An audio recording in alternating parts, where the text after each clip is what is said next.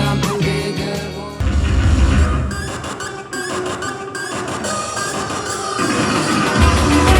I got some habits, but I think I'd rather have it, all because of my genetics, my very own aesthetics. Hi, I'm Pato, and I read 4 books last month, which, for where I'm at right now, is pretty good. I graduate college tomorrow, which is really bizarre to think about, but the fact that I was able to fit in 4 books amidst all that chaos is pretty good. So I enjoyed 3 of them, one of them not so much. I'll get to that though. So up first is If Cats Disappeared from the World by Genki Kawamura, and this is definitely a book that I admittedly have like a soft spot for, because I appreciate anything that's meant to make you appreciate life, which is definitely the message that this book is trying to send, albeit it's done in a... Please hold. Okay. Although it's done in a really fun and nonsensical way. Definitely magical surrealism, borders on absurdism, kind of. I don't really want to give away too much because going into this book blind was a ton of fun, and highly recommend that if you want to go on like a blind date with a book. This is a pretty good option. I can't imagine reading it and hating it. This book is moody and reflective, but also funny. It kind of is someone looking back at a life well lived when they're at the end of it, and just like weighing the value of their life, which sounds really dark, but it's not done that way. It's pretty hopeful, I would say, and it doesn't take itself too seriously, which definitely lends to how enjoyable this book is. That being said, it is still emotional. I did still cry twice, which for a book is like the highest compliment you can give. Although I have one major gripe before I talk about like the premise of the book. I really do think that you should read this book blind, but for those of you who just don't care and like want to know what it's about, I'll tell you. Editing Pato from the future here. I never ended up saying what the book is about, so while I'm on screen, I will be talking about what the book is about. Not even spoilers, just like summary or like first couple pages, but still, fair warning. So this book is about a man who is terminally ill and has a week left to live. Once he finds this out, he goes back to his apartment and finds himself waiting inside of it. The other him ends up being the devil, who he proceeds to make a series of deals with to extend his life. The deals include getting rid of an object forever from the world in order to live another day, and so he goes through the week doing this and sees what life is like if blank disappeared from the world. It ends up being very romantic and emotional to see how much love he has for the everyday objects of life and how much they matter, like how big the ripple effects can be once they're gone, and then weighing the value of his own life, what he provides to the world, versus what he's getting rid of it by getting rid of all these objects. Yeah, that's the premise. Really cute. I really like this book. But I haven't read this book physically. I read it on audio, and I still really enjoyed the book, the story, but I felt like I was missing something, which is because this book is super dialogue heavy. Like, whether it's internal monologue or conversations between characters, there's so much like verbalized in this. And in audiobook, I felt like it was just a lot more rigid than I wanted it to be. Not that they did a bad job in the audiobook, just I like the nuance or like the ability to interpret a conversation textually in however is natural to me. And because it was like there's only one correct way to hear it, it kind of took me out of it in certain spots. Some of it felt like clumsy or awkward or just not how I would have read it, or you know, how I would have been like, oh, this character has this intonation, or they said it like this, or blah, blah, blah. It was just like a level of disconnect that kept me from fully engaging with this, which, again, I don't think that the audiobook was bad. I still enjoyed it enough to cry, but I do think that I would enjoy it more if I read it physically, so have this now, and whenever I lose like the recency of this and like start to forget kind of, I will revisit this and read it, and I think I'll enjoy it more. Although again, really liked it regardless. And the second book I read was Convenience Store Woman by Sayaka Murata. Did not like this book at all, like at all. It makes me kind of angry, in fact. If I may be so bold, this book is terrible. It's characterless on top of being plotless, which you can have a book that's very loosely tied together, or if it's like just vibes, whatever, but this book had no vibes, no plot, and no characters. This book is, it feels like every character is a side character in terms of being underdeveloped, lacking motivation, lacking agency up until like the very end, which like doesn't make a satisfying ending to have like the bare minimum be done. It's like, oh, the character made a choice on their own. We won, like whatever. This book is about a convenience store worker, and it's told through the eyes of an apathetic, unemotive, kind of detached narrator who is autistic and asexual, unmarried, and working class. And those are her only defining characteristics, which for a book which is this short and has like a central message of critiquing how image-oriented society can be, felt so backwards. How can you have a character to deliver like this message through be so empty, be like so exclusively external? Because there's nothing going on internally. She's defined entirely through like what she's presenting, which is the thing that the book is critiquing. And I'm not going to give her enough credit to be like, that's what she was going for. She was going for like the triple, quadruple entendre of that. Like, no, she was not. Like, you are not meant to like go through that many hoops to find something redeemable about this book. And like, there's a thin line, I feel like, between representation and tokenization.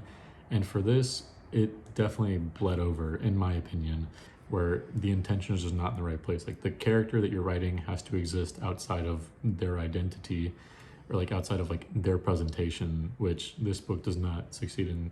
I don't know if there's like a Bechdel test for that, but whatever it is, this book failed it many times over. And it was so bizarre for a book that refuses to characterize her, the narrator. The few times that it like does decide like, oh, let's let her do something, or let's let her have like an original thought, it's almost always negative in like a very vilifying way, where she has a lot of like intrusive thoughts, either like interacting with like dead animals as a kid, or thinking about like hurting babies or like killing babies, or like just interacting in like a way that lacks social cues or is like manipulative, or like locking someone up in like a bathroom, essentially, like almost like putting someone in a cage. It's just like very like negative actions which go unchallenged in terms of like being like, why, like, it's just so bizarre. And I really did not find like very much value in this book. Again, it's super short, and for the amount of like critique I have, there's not really anything that I can like praise this book for doing. It felt vapid, shallow, and half-baked. Like, there's ideas in here which I can imagine like could be played out in a way that like isn't this bad, but this is the book we got, and this is the book I read, and I did not enjoy it. Okay, the next book I read was We Have Always Lived in the Castle by Shirley Jackson, and this book is really good. It's like whimsical and gnarled and deeply unsettling at some parts, but it's a horror or like a dread that sinks in really slowly. And it's not until like you're halfway through that things really sort of kick into high gear, and then from there just don't let go. But the buildup is the best part in my eyes, because it's so subtle, and like the denial of information is done super well, which is a recurring theme for Shirley Jackson.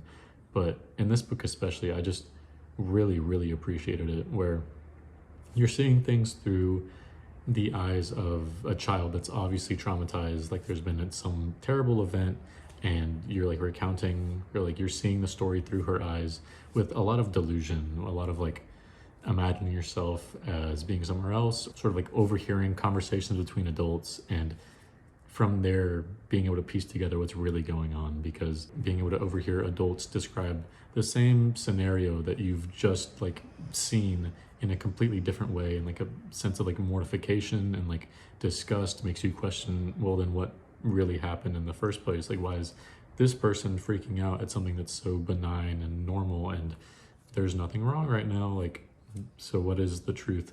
And from there, you sort of start to piece together, okay, well, then there's more to this than what I'm being told. And that sense of unreliability to the narration is just great. Like, I really, really like the sense of having to question everything because of the delusion that comes with being traumatized. And if you can just maintain the status quo and not admit that anything's wrong, then you can stay with what's left of a very fractured family and just continue as normal and not ever have to admit to yourself that, like, there are terrible things happening. And once outside forces start to challenge being able to live in denial, the book really, really kicks into like this sense of just otherness and being targeted, very isolated and in danger. And it doesn't stop from there. It's just a trip. This book is very much like internal, like seeing things through her eyes and kind of existing through her imagination as she copes with life and also copes with being antagonized in terms of like imagining people get hurt or imagining that she's on the moon, like a lot of like dissociating, disconnecting, delusion, like I said. And it's just so good. It's just so, so good.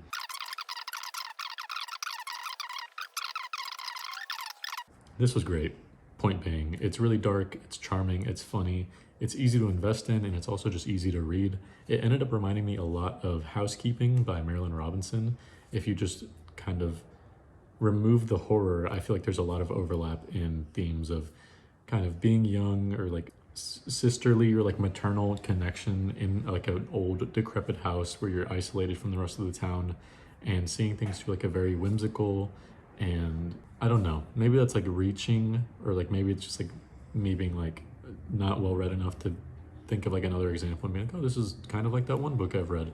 But if you read both, what do you think? Housekeeping and We Have Always Lived in the Castle. I feel like they're kind of, I don't know. The last book I read was The Secret History by Donna Tartt. And this is a big one. This is a chunky one. And I don't think I would have read it on my own, to be honest.